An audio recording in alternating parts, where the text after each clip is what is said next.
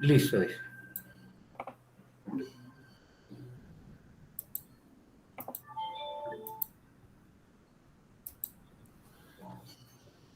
Bueno, vamos a trabajar brevemente algunos conceptos de programación. Yo voy a tratar de aclarar algunas dudas que he visto en el chat y reforzar un poco algunos conceptos. La idea es ver unos elementos mínimos de programación, no es volvernos expertos en programación Java o JavaScript. Y vamos a por ello. Yo les había dejado este documento donde habían unos problemas propuestos. También hay algunos textos que incluso los dejé en PDF dentro del mismo libro para que, o este texto para que si lo desean lo pueden consultar. Básicamente la programación se reduce a estas tres estructuras y no lo dice Juan Guillermo, lo dicen algunos científicos de la computación como Albert Dijkstra o von Neumann, que con estas tres estructuras es suficiente para hacer un programa. Y de hecho todos los programas que yo he hecho o la programación que he hecho con Descartes JS se ha reducido a estas tres estructuras. Luego se habla de lo que es el pseudocódigo. Es una forma sencilla de llegar al código que yo quiero en un lenguaje de programación determinado. Y es tal como nosotros nos expresamos en el día a día, y es llevarlo a expresiones como, les voy a mostrar acá, en el caso del primer problema, inicio todo un procedimiento. Por ejemplo, Edgar, tú que estás acá y le tienes tanto temor a estas cosas, antes de graduarte en tu programa de pregrado o de grado, como dicen en España, seguramente el profesor te decía, Edgar, en el primer parcial sacaste 3, en el segundo 4 y en el final 4,2, y todas las tres notas valen lo mismo. Sin necesidad de saber de programación, pues de lenguajes de programación, tú sabías programación, te dieron las notas, hacías la suma de esas notas, la dividías por 3 y obtenías el promedio. Eso es lo que hacemos normalmente con un pseudocódigo. Pero me quiero regresar un momentico acá porque hablamos de estructuras secuenciales que enseguida miramos, selectivas, tipo condicional. Y allí quiero hacer una aclaración porque en la discusión, en el chat, algunos decían, no, es que yo lo hago en Python así, no, yo lo hago en Delphi de esta manera, no, yo lo hago en C de esta otra manera. Esa estructura selectiva condicional que usamos en Descartes no es un invento de Joel. De hecho, fue un trabajo que viene desde las primeras versiones de Descartes, cuando se trabajaba en Java. Pero ahorita que estemos en ella, les muestro el por qué es esa estructura. Y hay unas estructuras que son estructuras iterativas o repetitivas, como por ejemplo, lo vamos a ver al final, cuando tengo que leer varios datos repetitivamente y luego calcular la edad mayor. Es lo que llaman la estructura hacer mientras o do while. Pero ponía acá que también se suelen usar en familias, en el selector gráficos. Lo de las familias lo vamos a ver en el capítulo 7, pero les voy a adelantar un poco. Aquí tengo una escena de Descartes. Voy a abrir el editor de configuraciones y les voy a mostrar que es una familia, así como un adelanto. Incluso ese espacio lo voy a modificar un poquitico, le voy a poner una escala de 80, por ejemplo. Voy a correr el eje X a la izquierda un 49% y el eje Y lo voy a bajar un 49%. ¿Por qué está haciendo eso? Como para trabajar, incluso le voy a poner aquí texto para que me muestre en qué coordenadas estoy, para trabajar con números enteros y no angustiar más la gente con situaciones complejas, con números negativos. Entonces, lo que voy a hacer es dibujar un cuadradito. Por ejemplo, este cuadradito de acá, que están las coordenadas 1, 1, luego pasa a 2, 1, luego a 2, 2, 2, 2, luego a 1, 2 y regresa a 1, 1. ¿Y eso cómo se hace? Con un polígono. Le digo agregar y pongo esas coordenadas que acabé de decir. 1, 1, 2, 1, 2, 2, 1, 2 y regreso a 1, 1. Y como para que se diferencie un poco de los colores que están allí, lo voy a poner en color rojo. Ahí lo ven, el cuadradito. Entonces si pones 3, entonces queda el triángulo. Juan David, te voy a pedir un favor, que no, porque el tiempo es reducido y más bien al final las preguntas. Vamos a ponerle un relleno para que se vea mejor. Vamos a ponerle un color naranja, por decir alguna cosa. O el mismo rojo, pero más claro. Más claro es hacer esto.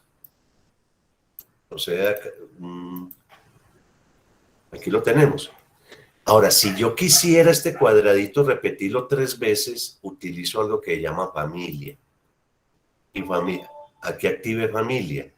Y le voy a decir que es una familia que va desde este vértice que iniciamos 1, luego va 2, luego va 3, o sea, va de 1 a 3, en el intervalo 1 a 3. Enseguida le explico por qué pongo 2 acá. Es que fue lo que puse a variar, la abscisa, esta. Es la variable de la familia es S. Aquí, como es 2, sería S más 1. Lo mismo acá, S más 1, nuevamente S y S. Y observen lo que ocurre. Se me repitió 3 veces. Ahora, ¿por qué pasos 2? Porque de este cuadrado a este cuadrado hay un paso. Y de este al que sigue hay otro paso, son 2 pasos. Ay, si quiero poner 5, desde 1 a 5. ¿Cuántos son los pasos? 4. Desde esa manera es que utilizamos las familias, son estructuras repetitivas. Quería mostrarles eso como un adelanto de lo que vamos a hacer en el capítulo 7. Ahora sí regresemos nuevamente a lo del pseudocódigo. Es normal que cuando yo estoy utilizando un pseudocódigo empiece a utilizar algunos códigos especiales como este. En lugar de decirle promedio igual a suma dividido 3, se suele poner esta flechita hacia la izquierda para indicar que eso no es una igualdad. Eso es una asignación. ¿Qué significa eso? Que se calcula lo que está en el lado derecho, lo que hizo Edgar, dividió sus notas, las dividió por 3 y el resultado se lo asigna promedio. Esto es lo que llama una asignación. Porque de esa manera puedo utilizar expresiones como estas. C igual a C más 1. Pero entendiendo el igual como a C le sumo 1 y lo que me dé se lo pongo a C.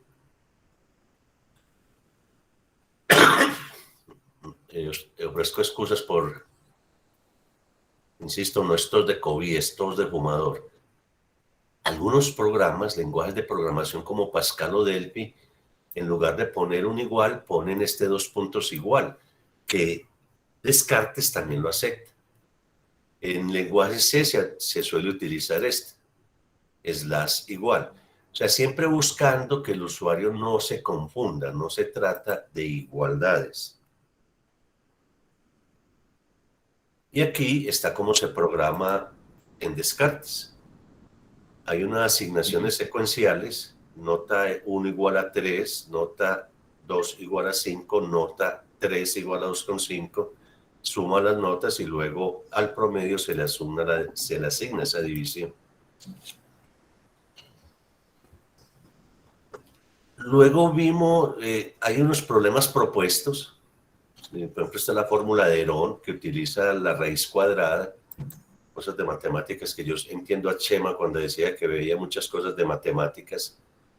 Pero les quiero mostrar, voy a abrir un ejemplo como para explicar este control tipo campo de texto. Voy a abrir un ejemplo que creo que es este. O este. Bueno, este está bien.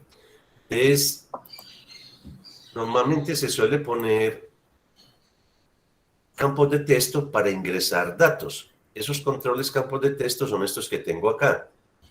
Por ejemplo, este es el campo de texto que llamé A.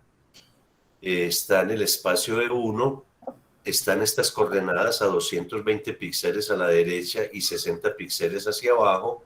Tiene un ancho de 60 y una altura de 40. Observen que en el nombre no puse nada. Si hubiera puesto un nombre acá, por ejemplo, algo así, entre A, me hubiera aparecido por acá. Como lo puso tan pequeñito, no se alcanza a ver. Yo prefiero utilizar el texto del campo de texto con un gráfico, que es lo que hicimos acá. Ingrese el lado A, es lo que está apareciendo acá a 20 píxeles.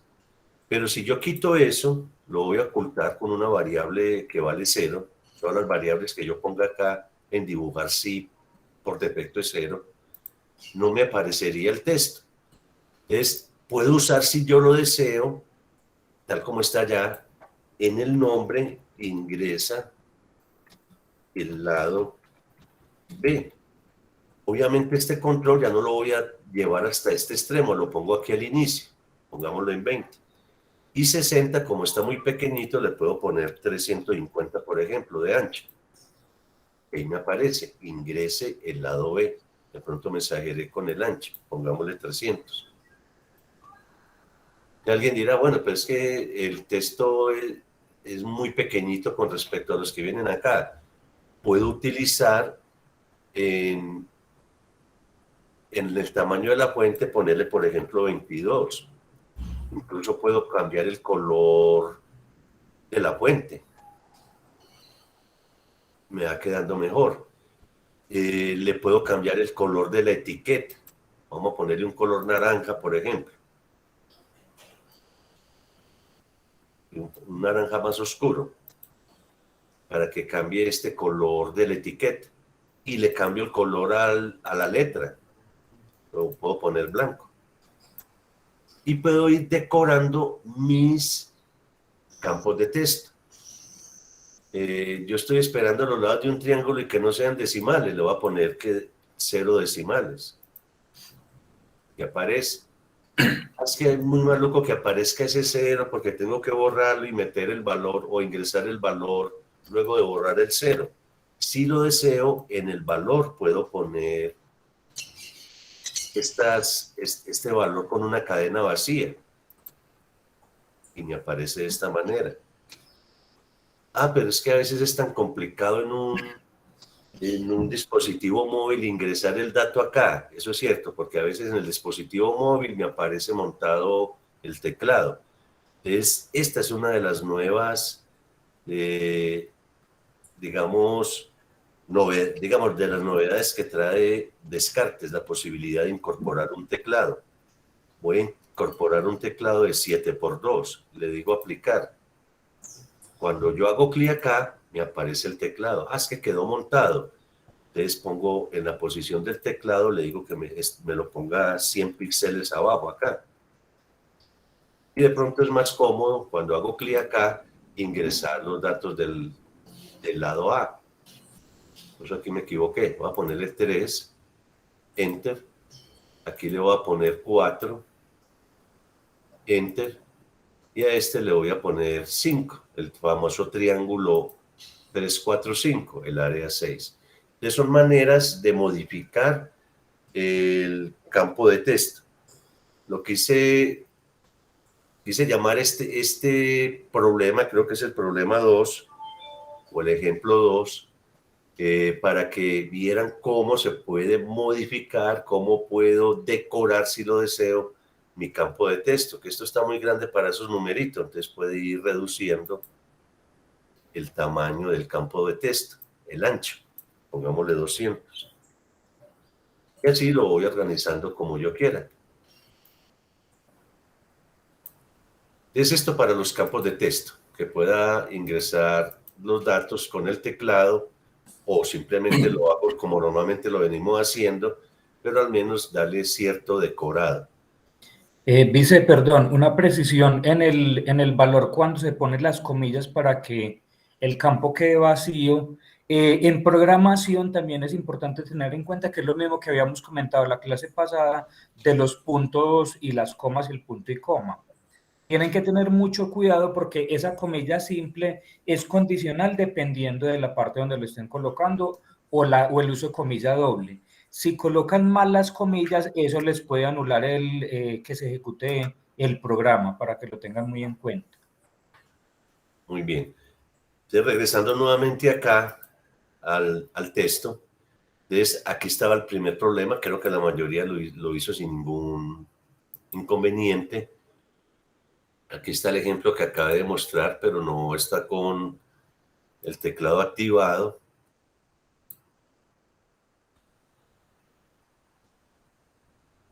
Aquí hay el cálculo del área por la fórmula de Herón.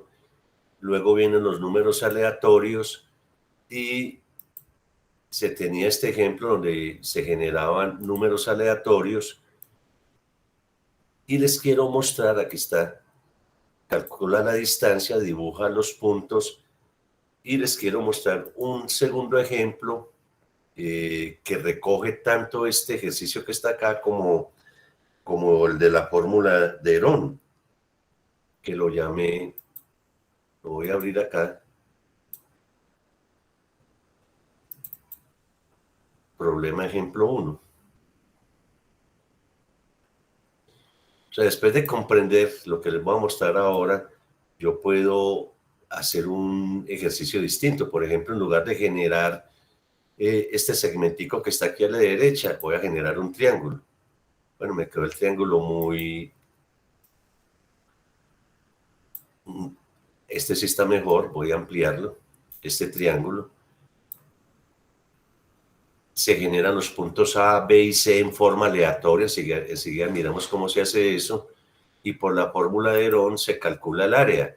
Observen que aquí he puesto A, B, C, los lados del triángulo, y luego calcula el triángulo. Entonces miremos cómo se hace eso.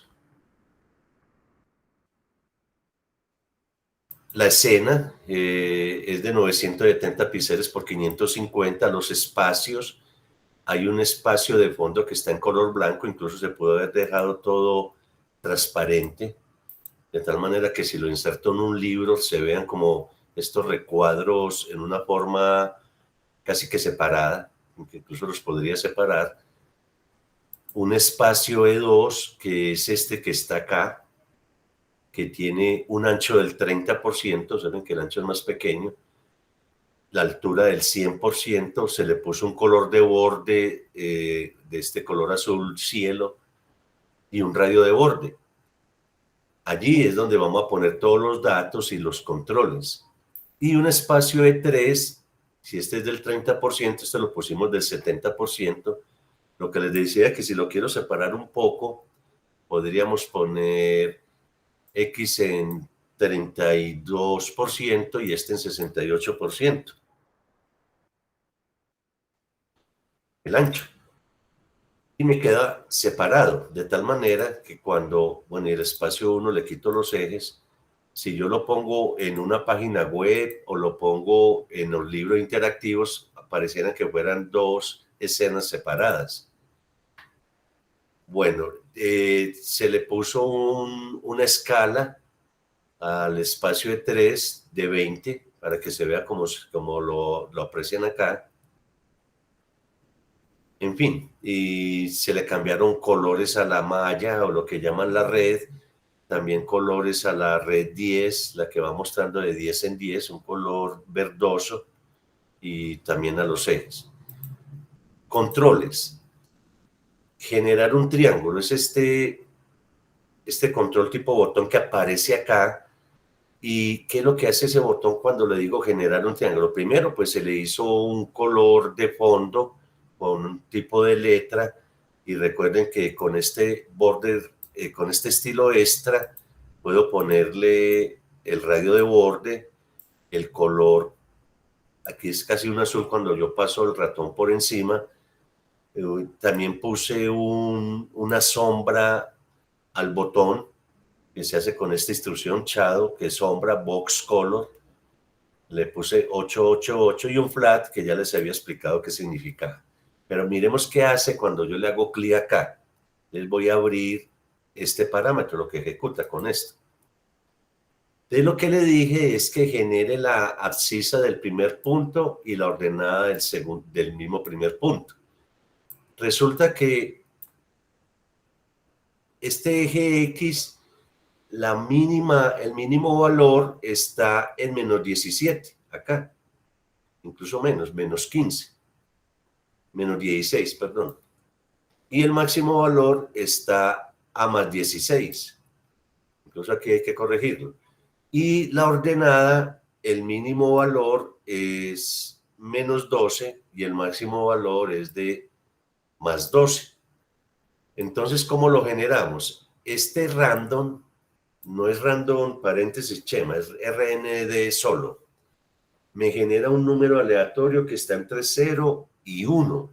Eso es lo que dice la documentación. Yo le pedí a Joel que la corrigiera, yo creo que lo corrigió, pero realmente es entre 0 y 0.9999, que no es 1. Entonces, cuando yo multiplico RND por 17, que realmente es 16, y aquí menos 16, pero 16 también, lo que me hace es multiplicar un número aleatorio que está entre 0 y 1, vamos a suponer que es 1, y lo mismo ocurre acá, un número aleatorio entre 0 y 1. ¿Qué puede ocurrir? Que si esto es 1, esto sería 16, 1 por 16. Y supongamos que aquí me dio 0. Entonces 16 menos 0 obtendría la máxima abscisa. O al contrario, si me diera 0 aquí aleatoriamente y este 1 aleatoriamente, 0 menos 16 me daría menos 16, la mínima abscisa. Y para cualquier otro valor que se obtengan con esta función aleatoria, obtendría valores entre menos 16 y 16. Y así funciona entre menos 14 y 14. Lo mismo se hizo con X2 y Y2. Es muy importante entender que este RND es distinto de este RND. ¿Cómo así? Porque él empieza a ejecutar de esta manera. Genere un número aleatorio, entonces generó 0.8. Multiplíquelo por 16 y cuando llega acá, así es que va trabajando el ordenador o el computador, genere otro número aleatorio distinto de este, porque aquí se volvió a invocar la función generar número aleatorio y me va a generar otro diferente a este. Posiblemente, entre millones de combinaciones, este sea 1 y este sea 1.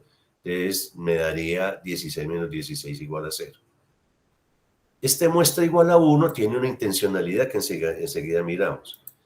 Resulta que este botón se muestra aquí donde dice dibujar sí.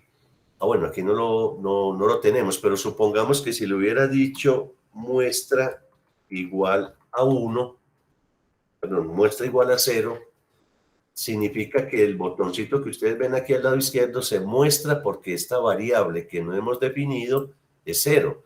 Pero al hacerle clic, desaparece el botón, porque le dijimos que acá que ejecutara la estructura secuencial muestra igual a 1.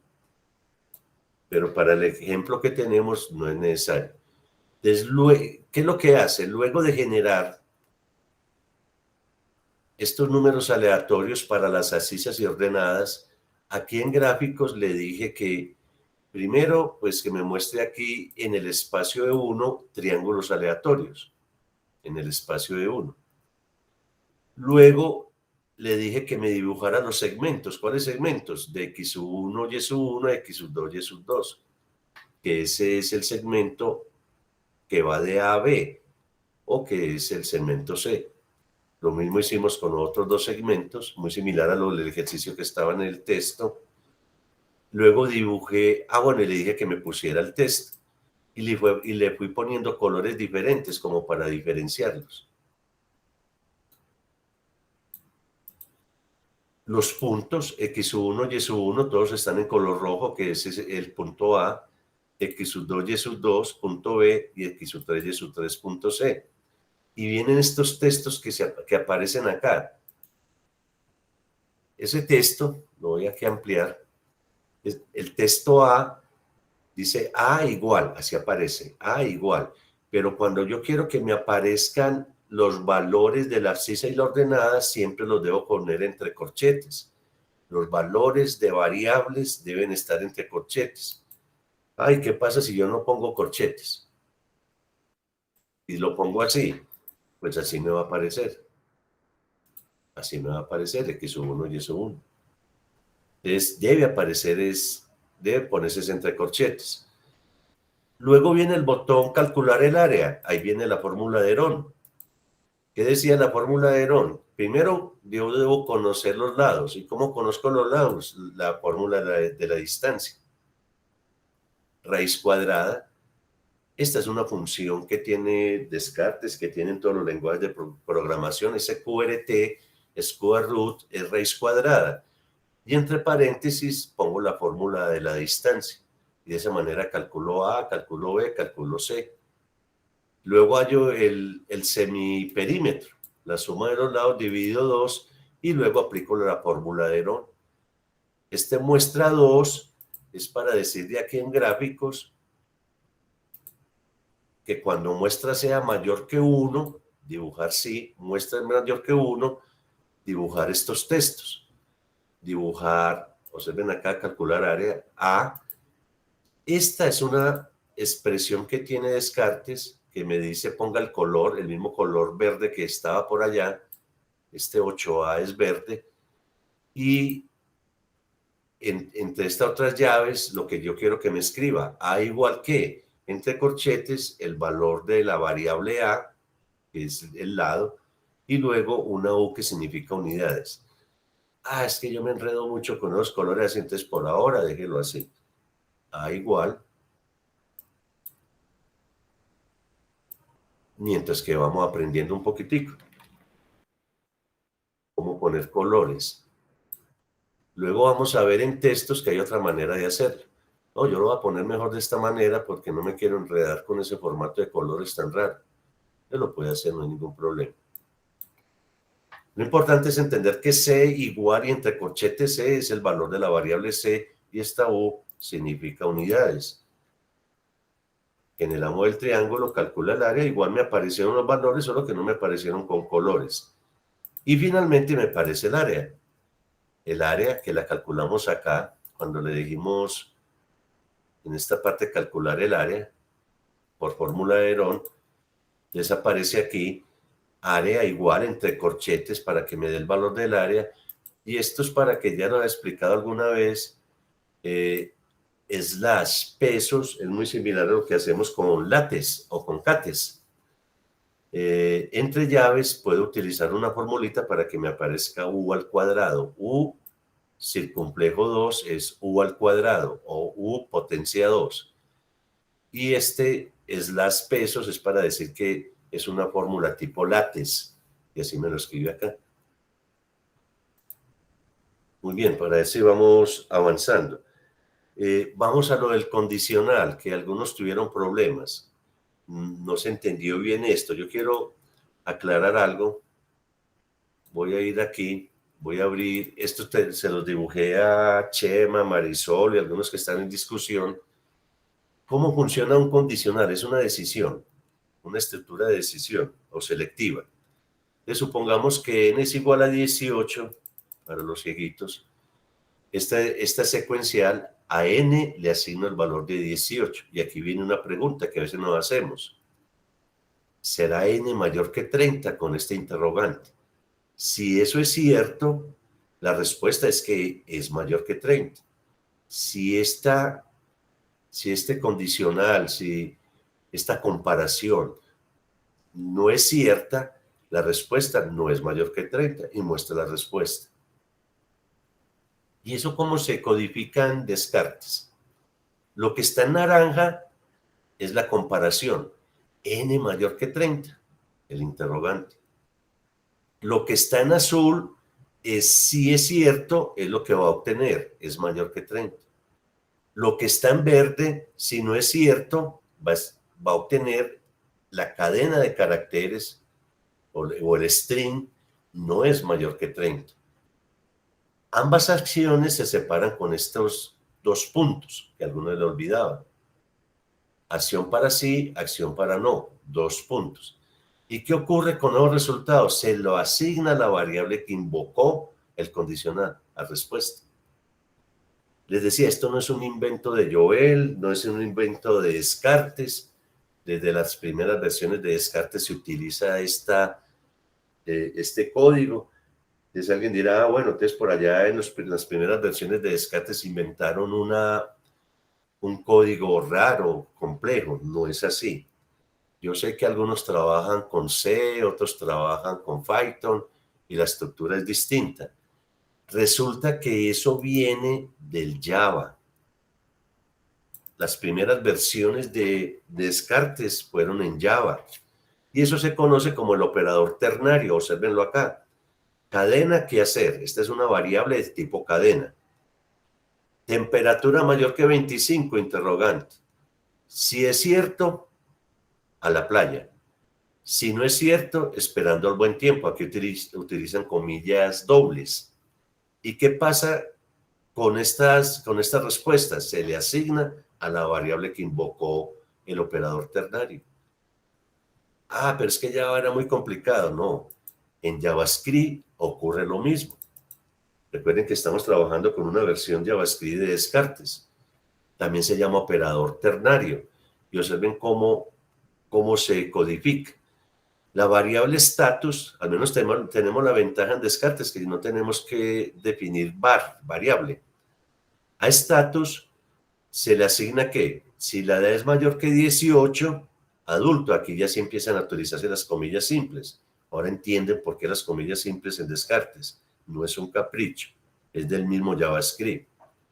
Los 2 puntos, y si no es cierto, se le asigna menor. Entonces, esto era como para comprender un poco de dónde viene el origen de esa codificación del condicional. Insisto, no es algo inventado por Descartes. Descartes trabaja con JavaScript. Ese es pues el condicional y quiero mostrarles el problema 4. Creo que así lo llamé.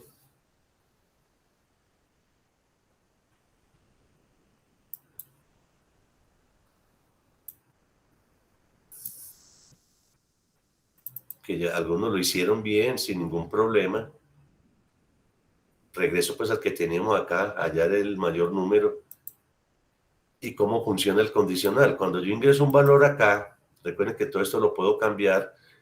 Ese primer valor lo llamé A y el segundo valor lo llamé B. ¿Qué pasa cuando le digo hallar el mayor? Utiliza esa estructura. Mayor es la variable que voy a utilizar. A es mayor que B. Si es cierto, a mayor le asigna el valor de A. Si no, a mayor le asigna el valor de B. Entonces miremos cómo funciona. Si yo tengo 5 y aquí tengo 7, A vale 5, B vale 7. ¿Cómo funciona el condicional? ¿A es mayor que B? No. Entonces, la segunda acción, que es el no, se lo asigna mayor. Le digo hallar mayor y el número mayor es 7. Ay, ¿qué pasa si de pronto ni es mayor ni es menor? Entonces es porque es igual. Si son iguales, entonces le asigno una cadena A mayor que dice son iguales. Y si no es cierto eso, entonces conserva lo que calculó acá, mayor. Entonces eso es lo que hace, y el otro ejercicio, pues simplemente reinicia.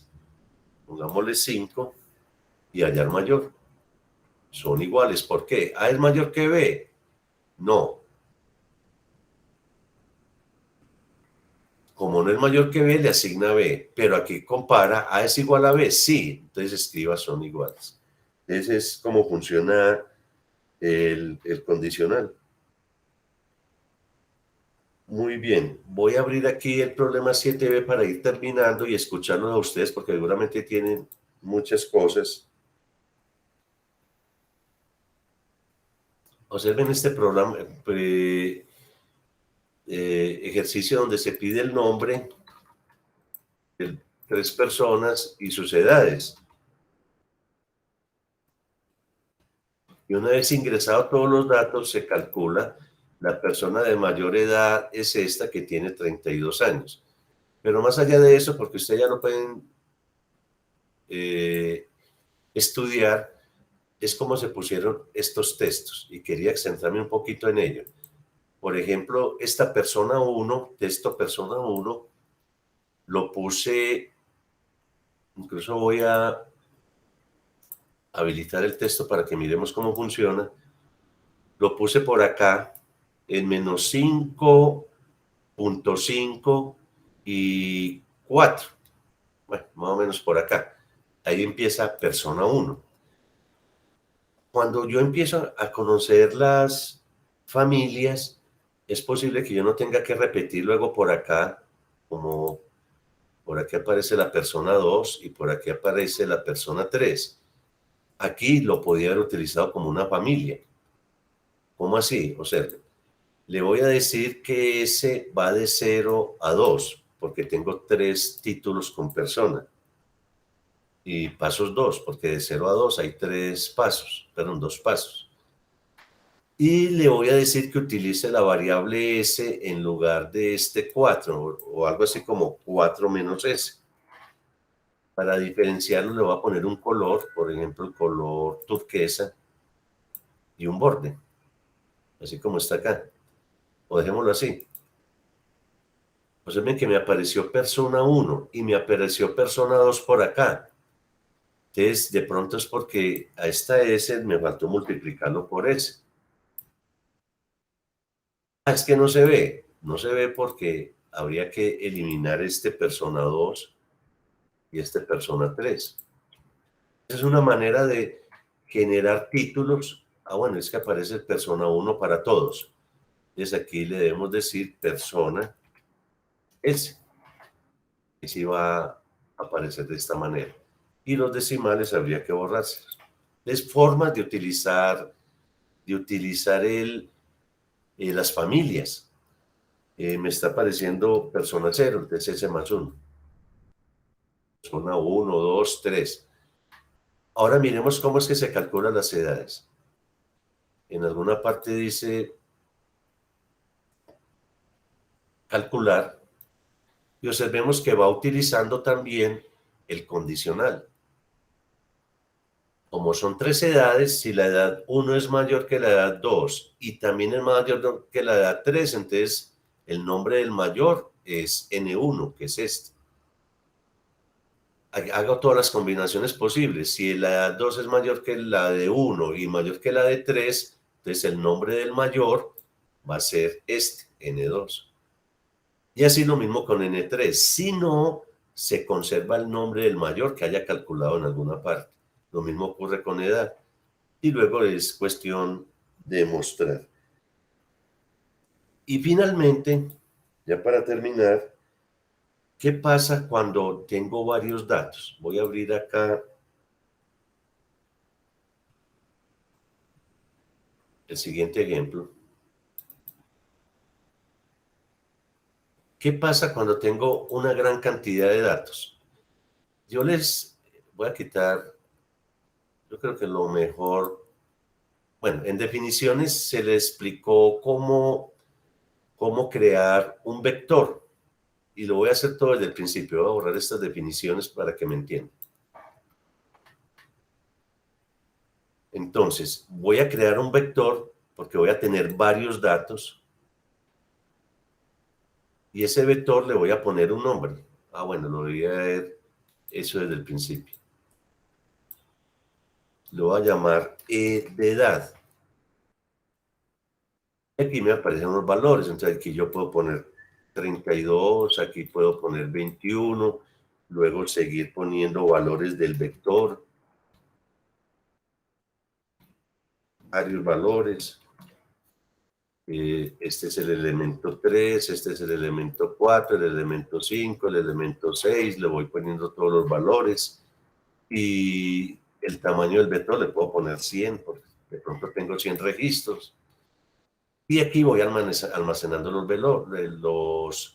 valores. En programa hago los cálculos. Voy a borrar esto. En programa le digo que inicie con un contador i igual 0, que vaya aumentando ese contador de 1 en 1. Me fijo cuántos elementos tengo. Tengo 6. Le digo que hasta que i sea menor que 6. ¿Y qué va a hacer? Va a calcular en una variable que vamos a llamar suma. Aquí lo puedo generar como suma igual a 0. Va a ser igual a la suma más el valor del vector que está en ese momento allí. ¿Okay? O sea, el elemento 1, luego el elemento 2, luego el elemento 3 y hasta llegar al elemento 6. Eso es lo que me permite este contador, ir cambiando los valores de i. Y de una vez le voy a decir que me calcule el promedio. El promedio va a ser la suma dividido el número de datos, que son 6. Y aquí simplemente le digo que me muestre registros. Bueno, enseguida les voy a explicar qué fue lo que hice acá. La suma es S. Y aquí son 6. Y registros son 6. Y aquí me aparecen los datos. Son 6. La suma es 147. El promedio lo hicimos mal. Bueno, es que lo llamé P y aquí le puse PROM. O lo puse mal. Bueno, P. Aplicar. Y el promedio es 25. ¿Qué les quería decir? Ya me quedan 3 minuticos para terminar.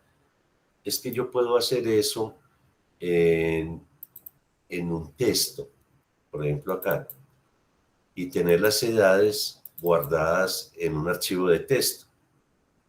Aquí me están apareciendo mal. Bueno, las puedo tener así.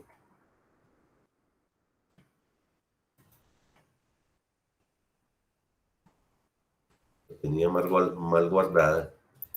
Y aquí en lugar de 6 tengo 15 registros. Las puedo guardar así, la voy a guardar con un nombre distinto, la voy a guardar como, pongamos cualquier cosa.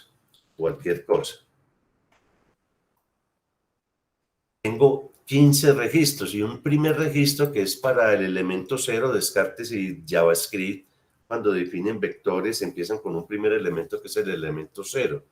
Yo sugiero poner 0 es el elemento 0 y trabajar mejor de 1 hasta n. Desde aquí tengo guardado un archivo con 15 registros. Puedo poner 100, todos los que quiera. Y luego miremos cómo lee estos registros. Lo llamé cctxt. Le vamos acá. Y le voy a decir aquí en espacios que no me los ponga aquí, sino que más bien vaya a esa carpeta donde están los textos y llame el archivo ctxt. Observen que me dio 131, pero fue porque llamó los primeros 6, estos que están acá. Pero, ¿y dónde le digo cuántos son? Aquí en programa le voy a decir que vaya hasta que EI sea diferente de 0. ¿Qué significa eso? Cuando él está leyendo aquí, el primer registro vale 12, 34, 15, el último es 16, y luego trata de leer un siguiente registro y ve que allí no hay nada. Como no hay nada, le asigna 0, y en ese momento es que para.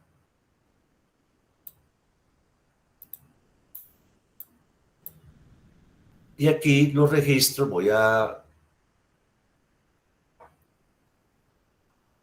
vamos a ponerle que sí, en los registros. A ver si nos leyó los 15. ¿Por qué aparece 16? Porque como leyó el 0, el último, entonces hay que ponerle -1. Y lo mismo ocurriría en el promedio. Entonces ven que me lee 15 registros y si tengo 20 me lee 20, me lo suma y luego vaya al promedio. ¿Qué ventaja tiene esto? Que cuando yo lo guardo, este es problema ejemplo 2, ya me puedo olvidar por completo de estos textos, incluso los puedo borrar. Bueno, aquí lo tengo abierto. Lo puedo borrar y trabajar únicamente con el problema acá. Lo voy a editar, lo puedo editar con blog de notas o cualquier editor. Y al final lo que hace Descartes es generar el archivo. Obsérvalo acá. Me lo puso acá. Y puedo poner más. 23, este es el 16. Puedo poner varios valores. Y guardo. Y observen que al ejecutar me reconoce esos valores adicionales. Número de registros. 15. Bueno, algo pasó allí. Puse un... Bueno, vamos a abrirlo.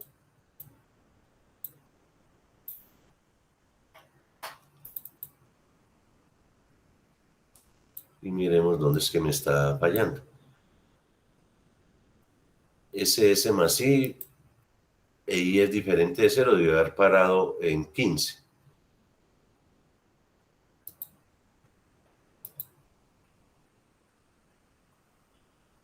Bueno, algo falló ahí. Ah, bueno, y el promedio lo está calculando mal.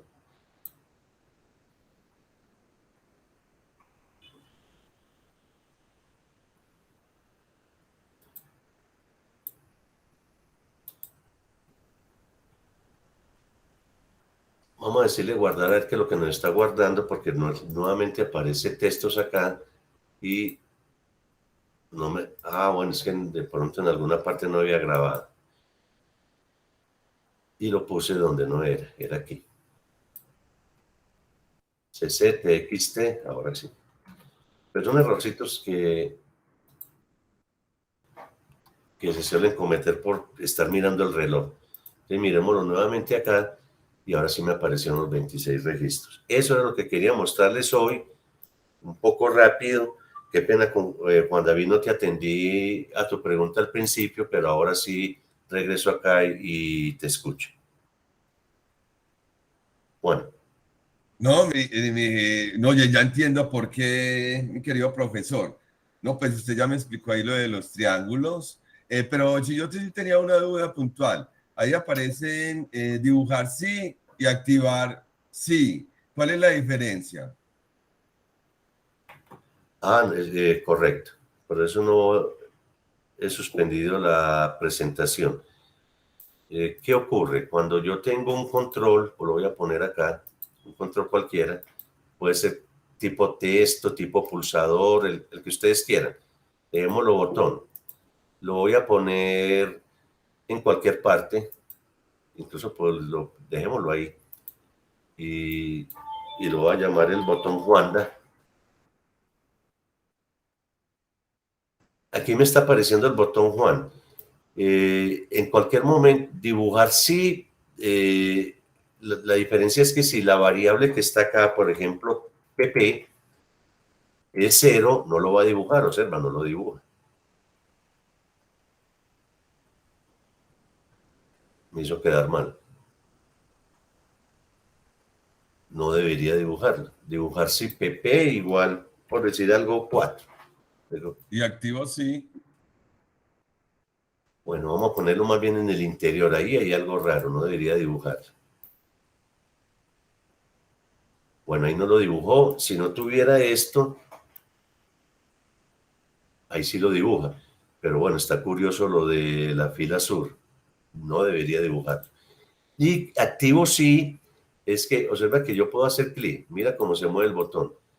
Pero si yo tuviera esa variable allí, se inactiva. Observa. ¿Cuándo es bueno poner eso? Cuando estoy entrando datos. Lo vamos a ver en un ejemplo en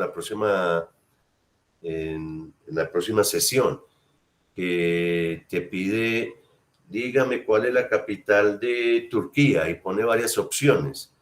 Entonces, cuando tú respondes, inmediatamente se inactiva todas las casillas de verificación. Ya no puedes corregir.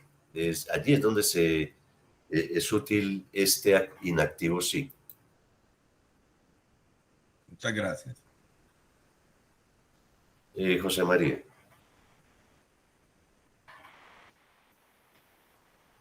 José María. Sí, disculpa. Buenos días. Pasa que a veces veo que tienes puesto el contador al inicio, a veces después, y como esto es algo nuevo, quería saber si dependía del lugar donde uno coloca los contadores, algo.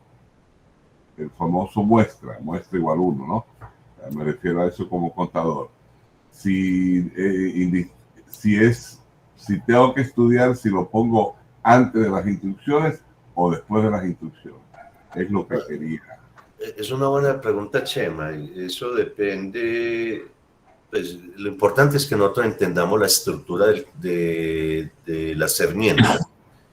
Observa que cuando yo pongo el contador acá, para que me contara los registros, tuve que decirle S-1. ¿Recuerdas? Sí. Porque se me pasó un registro más. ¿Cómo evito eso? Poniendo el contador después. ¿Qué es lo que me estaba diciendo Chema? Es eso. Sí, eso mismo. Es allí donde yo debo saber cómo me está funcionando. El último valor que me va a tomar el contador no lo va a tener en cuenta, se va a tener en cuenta acá. O sea, si esto tiene 15 registros, el registro 16 se va a tener en cuenta acá y ahí hay que prestar atención. Entonces, lo correcto para evitar eso es ponerlo acá. Es mirar lo que llaman una prueba de escritorio que está ocurriendo con 4 registros. Cuando pongo el contador acá o cuando lo pongo acá. Y allí ya entendería cuando me toma un registro más o cuando me toma los 4 o los 15 que yo quiero. Ok, entendió. Monse. Sí, hola, buenos días. A ver, ¿se me oye? Sí, se te oye bien, Monse. Vale. Mi duda es, en todos estos ejercicios en los cuales ponemos casillas en las que el alumno escribe un dato, un nombre o una cantidad, cuando pulso otro ejercicio, no se me borran. ¿Hay alguna forma de que se pusiera a cero todo otra vez? Sí, claro. Pues hay una forma que a mí nunca me ha gustado cuando yo le digo, vamos a abrir creo que es el problema 4.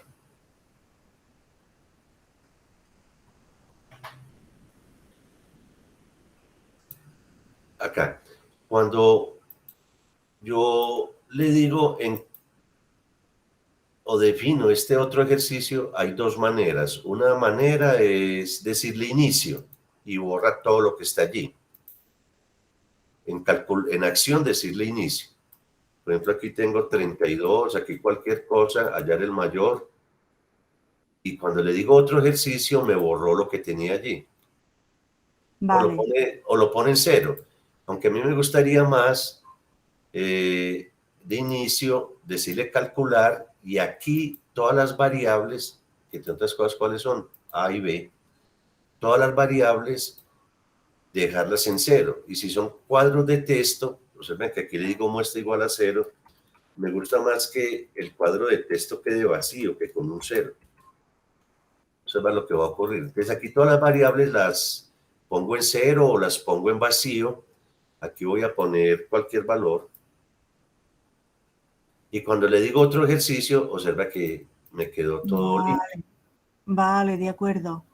De acuerdo, estupendo. Muchas gracias. De nada, Monse. Sergio.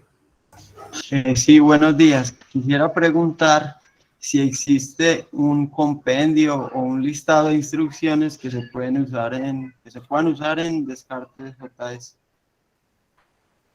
A ver, las instrucciones, digamos, de programación son las 3 que acabamos de ver. No hay más. Lo que hay son funciones, que ese es el último capítulo que vamos a ver. Entre ellas están las funciones aleatorias, funciones de espacio, pero si quieres adelantar, cuando tú estás en Descartes, le das clic aquí en documentación y te aparece toda la documentación técnica de Descartes con todos los elementos que tiene, lo que hemos venido explicando, pero de una forma más técnica. Y vas a ver por allá las funciones que utiliza Descartes, de espacio, de ratón, de controles. Si quieres, puedes como avanzar un poco. Pero así que existan algunos otros elementos de programación, no. Aquí, recuerden, en prueba Red Descartes Rivera, nuevamente se lo anoto aquí en el chat, pueden consultar ya que van a salir a descansar, pero es algo corto, la sección 5, donde vamos a ver los controles que nos quedaron faltando, que son los controles tipo casilla de verificación, controles tipo barra, selectores, barra es esto, o como decía a Monse, cuando yo voy seleccionando y cuando le diga otro ejercicio, lo ideal es que estas casillas de verificación o estos que llaman radiobotones se vuelvan a poner en blanco. Y esto es lo que trabajaríamos, las animaciones que tanto le gustan a Marisol, en la sesión 5. Son 20 paginitas. Después de celebrar el año lo pueden leer y trabajar. Ok, tengo una pequeña pregunta.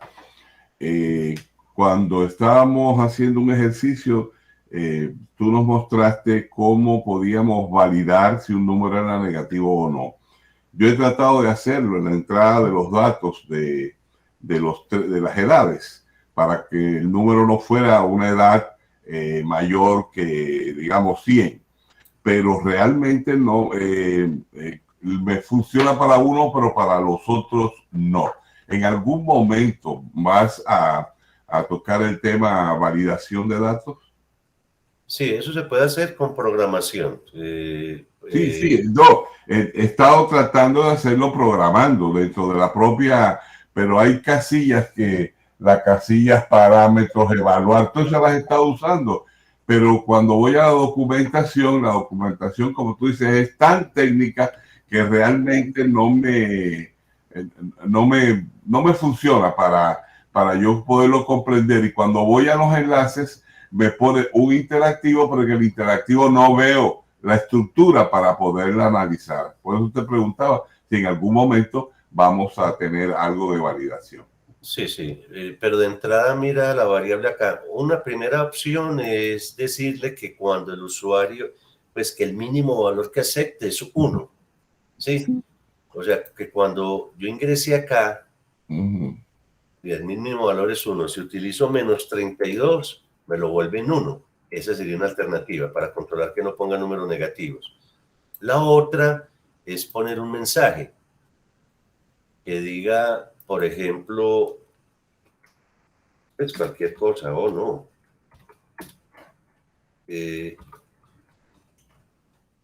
Esa persona. Sí, no, el número es, ¿cómo se llama? Edad incorrecta, algo de eso. Es correcto. Okay. Y aquí que dibuje cuando A es A es menor que 0, pero no, yo veo que lo entiendes. Eso no, sí, claro. Y también en la parte que me decía, por ejemplo, el máximo, pero lo pongo y sigue, acepta el número y va al otro lado.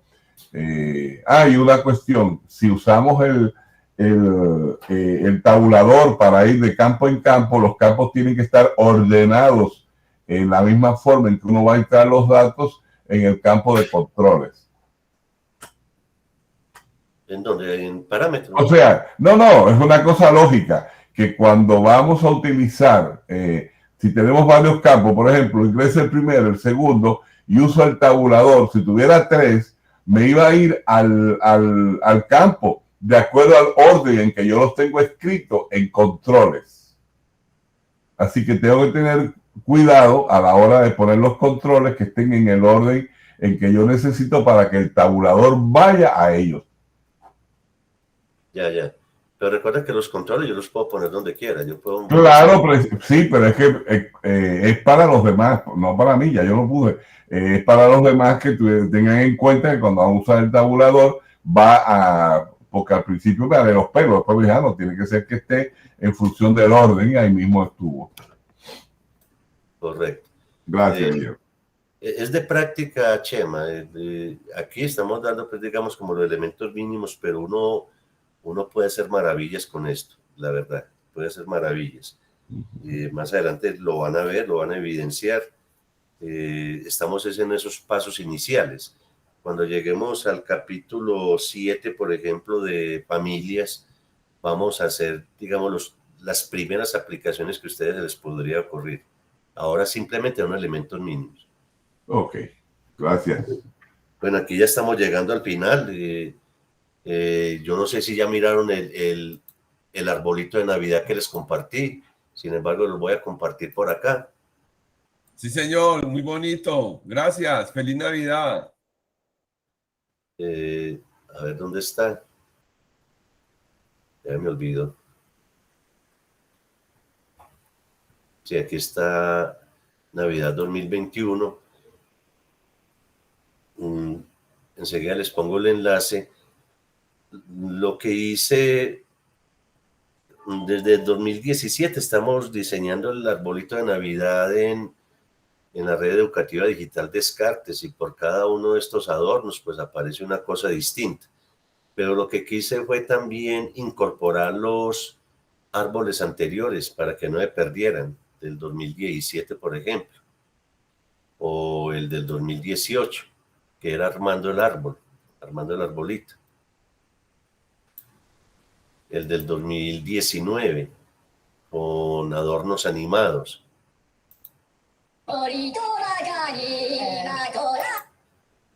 Y el del 2020, que era con preguntas un poco difíciles. ¿En qué lugar nació el niño Dios? Y les dibujaba algo. Pero está maravilloso. Se lo puse al nieto y ahora fue una desgracia. Quiere constantemente verlo.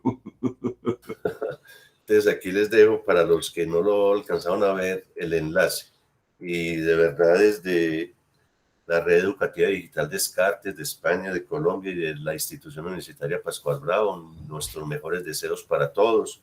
Una feliz Navidad y un 2022 lleno de éxitos y de ahí pasó mi señora, y de cosas buenas, porque estos 2 años pues no han sido los mejores para nosotros. Esperemos que el próximo pues sea mucho, mucho mejor. Un abrazo para todos. Igualmente, igualmente. Un feliz día. Un abrazo Recuerden que para ya nos vemos todos. en enero a la próxima sesión. ¿Qué día? día? Perdón. Ramiro, ¿para cuándo está la próxima sesión? Habíamos dicho que para qué fecha. Ya le digo, eso está la segunda semana de enero, el 14. El 14 de enero. O sea, una semanita antes le dan una miradita a los controles. Ahora sí me despido yo acá, porque si mi señora pasó es porque me va a hacer el de ayuno. Bueno, feliz año, feliz Navidad y seguiremos viéndonos a través del chat de WhatsApp. Así será. Feliz año hasta España. ¿Cómo se dice? Desde España hasta Argentina. Desde Estados Unidos. A todos los lugares. Feliz Navidad. Gracias, igualmente. Bueno, muchas gracias. Igualmente para todos. Feliz Navidad, feliz año para todos. Muchas gracias, Juan Guillermo. Muchas gracias, ingeniero Ramiro. Que tengan muchas felicidades en estas fiestas. Muchos éxitos para el próximo año. Muchos éxitos.